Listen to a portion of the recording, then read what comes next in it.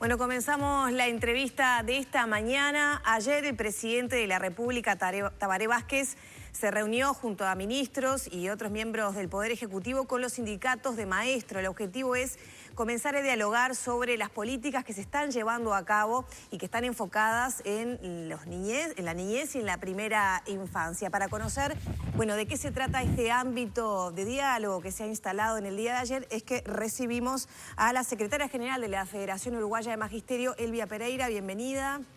Muchas gracias. Bueno, ayer fue la segunda reunión, ¿verdad? Pero quedó instalado este ámbito de diálogo permanente.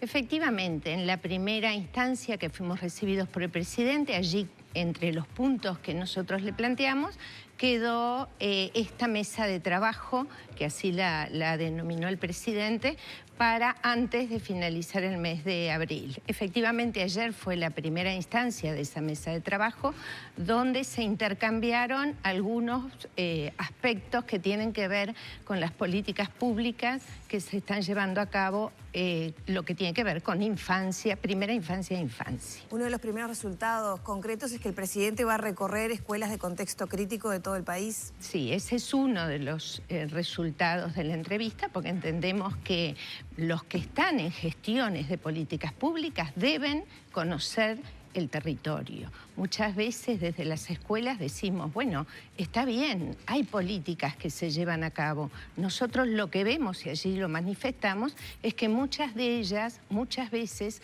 no tienen una coordinación suficiente que llegue a las escuelas una respuesta rápida. Eso lo manifestamos y justamente fue uno de los puntos de debate y de intercambio con las personas que estaban allí. ¿Alcanza con una visita de un ratito del presidente? No, yo creo que no pasa por ahí, por un ratito. Lo bueno que esa visita sale de protocolo, lo que se hizo especial hincapié, una visita protocolar, lo que hace, bueno, es eso. No es eso lo que se pretende. Justamente que se interiorice de lo que son las realidades dentro de las escuelas. En este caso, las escuelas aprender, o sea, las que están ubicadas en el quintil 1 y 2 del monitor educativo. Esas escuelas son las escuelas que tienen un contexto de mayor vulnerabilidad. Y bueno, para profundizar en esto hay que conocerlo. El presidente de la República sí es una señal para nosotros más que importante que lo haga a nivel país.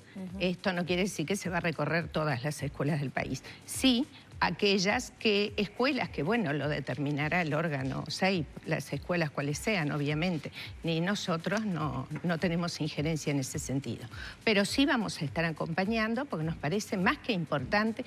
No es la primera vez que la Federación sale públicamente a través de medios a invitar a aquellos actores, todos los que tienen que ver con la infancia, a venir a la escuela, a estar dentro de las escuelas, conocer de adentro cuáles son las situaciones, cuáles son los problemas que se gestan en la escuela que vienen de afuera, ¿no? No solamente puntualmente algunas situaciones, sino la diaria, la día a día. Y eso es uno de los avances y respuestas inmediatas que tuvimos. Otra tiene que ver con que avanzamos en agendar a corto plazo distintas acciones en conjunto. Por ejemplo, el papel de la educación en el empleo, en el futuro del trabajo. En eso también quedamos de acuerdo en hacer algo en conjunto. Eso en principio quedaría para el mes de julio. Desde el lugar nuestro de educación y desde el lugar de los agentes de políticas públicas. La problemática que de alguna manera empuja estas reuniones tiene que ver con lo que usted decía, descoordinaciones o superposición de programas y de políticas públicas. En el último tiempo hemos asistido a situaciones muy complicadas que involucran a la escuela, adentro o fuera, ¿no? Con el tema de violencia, de presunto abuso de un niño, por ejemplo, en la escuela de Maroñas. ¿Qué descoordinaciones identifican ustedes que suceden a la luz de estos casos, por ejemplo? Bueno, son varias situaciones. Una de ellas y puntual, que fue lo que manifestamos, es la necesidad de una protección de la identidad de los niños y de los datos de los niños, que sí, está legislado en nuestro país, pero somos 3 millones de personas, de habitantes, que algunas luces podemos decir somos muchos. Bueno, sí, para algunas cosas somos muchos, pero más o menos nos conocemos. Entonces yo digo, sucedió algo en determinado lugar, en determinada escuela, en determinado grado, estoy identificando, quiera o no, a ese niño. Son menores, son niños que luego van a estar insertos en otra escuela, en otra comunidad o en la misma, que van a estar en comunidades donde eso, ese fue uno de los temas de preocupación y es de la Federación con respecto a la protección de la identidad de los menores en esta situación. Pero lo que pasa, eso Delia, por un lado.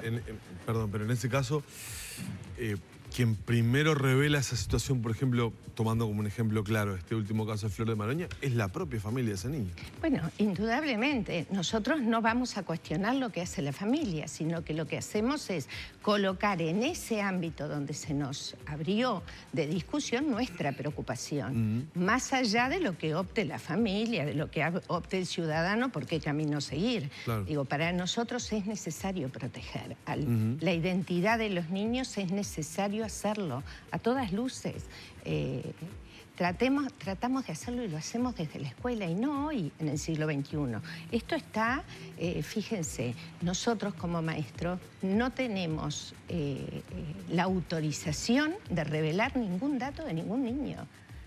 Y así, y no podemos hacerlo. Para el caso o la competencia directa de los maestros, ¿la actual regulación es suficiente o a juicio de ustedes, a propósito de esto, tendría que haber algo más? Para nosotros debería haber algo más que proteja justamente la identidad de los chiquilines. Ese fue uno de los planteos que le hicimos. Bien. Con respecto a la superposición o a la descoordinación que me hablaba la compañera, el tema que nosotros vemos es desde las escuelas, tenemos un niño, dos niños o lo que sea, con algunas dificultades que son derivados y atendidos por otros organismos y a la escuela pasan meses o tal vez años en devolver, en que haya una devolución que de última es para atender los aprendizajes de los chiquilines. Entonces, ese tiempo es un tiempo que debería potenciarse y buscar los mecanismos y generar condiciones de que sean atendidos de mejor forma. Llámese Ministerio de Salud Pública, llámese atención de MIDES, llámese de lo que sea, pero debe haber una mayor coordinación, es lo que nosotros vemos. Y el tema violencia en los centros, Silvia, porque muchas veces hay un razonamiento lineal. Sucede un hecho de violencia en un centro educativo, muchas veces que lo vinculamos o lo identificamos padres docentes, sucede el hecho de violencia, directamente viene aquel razonamiento lineal o aquella reacción lógica de pedir mayor seguridad. Se pueden llegar a incrementar incluso las medidas de seguridad, vigilancia, patrullaje de la zona, colocación de rejas perimetrales, pero después resulta que vemos a aquella madre saltando la reja de la escuela en Conciliación. Y bueno, en esa misma línea nosotros una y otra vez decimos, tema de violencia es social. Es un tema que nosotros tenemos, toda nuestra sociedad tiene que tomar el tema como propio, porque cada uno de nosotros tenemos mucho que hacer con respecto a eso. De otra forma, no hay rejas, no hay alarmas, no hay vallas perimetrales, nada que sostenga a la institución escuela. ¿Que queremos más seguridad? Por supuesto. Que seguridad para los trabajadores que estamos diariamente en las escuelas y para los niños que van, por supuesto. Lo que pasó en el Chuy, la balacera frente a la escuela, cuando estaban saliendo los niños de 4 años, de 5 años. Digo, eso tal vez no fue tan público, pero sí sucedió. Bueno, hace pocas semanas fue eso. Y bueno, y en esa línea, decirte que nosotros desde la Federación ya tenemos un pedido de entrevista con el Consejo de Ministros, para justamente, y con el Congreso de Intendentes, perdón, no de ministros, de intendentes, para justamente ver en conjunto en cada intendencia, con la autonomía que le compete a cada uno y que tiene, cómo apoyar, ya sea con mayor iluminación en los entornos escolares, ya sea con un cuidado mayor de entradas y salidas con respecto al tránsito. Digo, todo hace a la seguridad del entorno y bueno, intercambiar también en ese ámbito, porque nos parece que todo aporta justamente a estos de seguridad. No hay un solo camino de salida, pero sí muchos actores que tenemos mucho para decir en ese aspecto. El tema, bueno, de salud también estuvo presente, ¿no? ¿Hay una preocupación por la situación de salud de los niños? Bueno, hay una preocupación por justamente cambios en conductas que algunos parecería que devienen de algunas situaciones no tan usuales que nosotros como maestros no tenemos herramientas para poder atender. Estoy hablando de aquellos niños que tienen, pero bueno, que tienen, que provienen de entornos de consumo, por ejemplo. Entonces, que afecta la conducta del niño. O sea, son conductas que nosotros en nuestra formación inicial estamos carentes de cómo abordar determinados temas. ¿Esa situación se ve más ahora que antes? ¿Aumentó situaciones de ese tipo? Bueno, por lo menos son más visibles, no que haya aumentado en número porque no tenemos esos datos, pero sí son más visibles. La diversidad dentro de las escuelas, que siempre estuvo, pero esto se acompaña también a otro paradigma educativo que tiene que ver con justamente atender diversidades y no homogeneizar grupos, que todos somos iguales. Digo, esto fue antiguamente algo que todavía está en nuestras mentes y ronda, y cuando digo nuestras digo de la audiencia y de la sociedad, todos aprendemos de la misma forma, en los mismos tiempos. Bueno, eso no es así, por lo cual todo lo que vivimos tampoco es igual. Y tampoco hace a las condiciones de aprendizaje de los chiquilines. Entonces, esa diversidad interaula dentro del aula o dentro de las instituciones educativas tiene que estar acompañado necesariamente por una formación y aquellos profesionales que atiendan y apoyen esta diversidad. A propósito de esto, tenemos al prosecretario de la Presidencia, Juan Andrés Roballo, cuando ayer en la conferencia, luego de esta reunión, justamente presentaba que el programa que aborda, asiste a familias, a niños y adolescentes en prevención en drogas, va a ser revisado. Vemos lo que decía Roballo. El programa Dale Voz, que se presentó en su segunda edición en el día de ayer, que tiene que ver con el fortalecimiento de las capacidades de los operadores en el sistema educativo en materia de drogas. Bueno, es una realidad que especialmente está presente en algunos lugares y hemos convenido revisarlo, sin frenarlo, ¿verdad? Sigue trabajando ese programa, pero revisarlo para ver de qué manera se puede profundizar, reconducir y ser más eficientes en la llegada a la población. Se estableció también un mecanismo de trabajo directo, de intercambio directo, y quiero aclarar que es muy importante porque estuvo sobre la mesa, que esto ni sustituye ni debe afectar, evidentemente, los canales naturales de trabajo que se dan con los organismos de la educación y el respeto absoluto a su autonomía, a su institucionalidad. Este ámbito lo que quiere ser es un facilitador, un contacto directo con las diversas realidades y actuar en el sistema para lograr mejor articulación.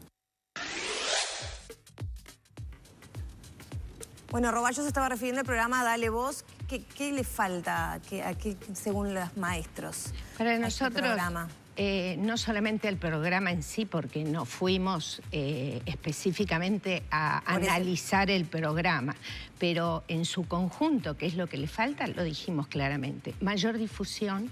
O sea, que se conozcan las políticas, cuáles y dónde. ¿Esto qué va a facilitar? Va a facilitar que frente a cualquier situación vamos a saber, no solamente los maestros, van a saber los padres, van a saber dónde y hacia dónde recurrir. Y allí se derivarán en esa coordinación que para nosotros en territorio está como un poco faltante o carente, va a facilitar esto, ¿no? Una atención integral.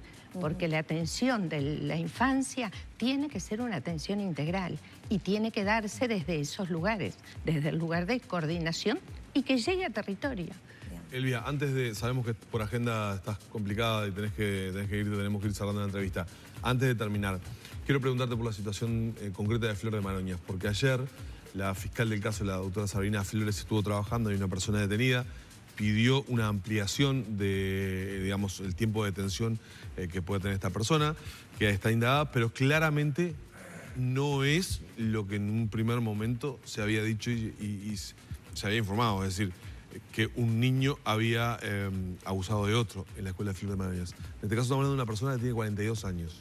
Bueno, justamente sobre ese tema, la filial ADEMU Montevideo está trabajando al lado de los compañeros, al lado de los maestros y de los funcionarios de la escuela, que es claro que están en el centro de esta discusión, de esta situación tan dolorosa, porque es un menor que aparentemente tiene dentro del local escolar, ha sufrido esa situación de violencia. Por lo cual, los detalles y pormenores los está llevando adelante la filial Montevideo. Sabemos y confiamos en que las investigaciones vayan a dar, a echar luz a este tema, más allá de que haya sido una persona por fuera de la escuela, un niño o un menor dentro de la escuela, lo que sea, lo principal de esto es la situación de que hay un niño abusado. Muy bien. Gracias, Elvia, por tu tiempo. Gracias a ustedes. Bueno, muy bien, cerramos la entrevista por acá con Elvia Pereira sobre estos temas que planteaban en este encuentro que tuvieron con el presidente Vázquez.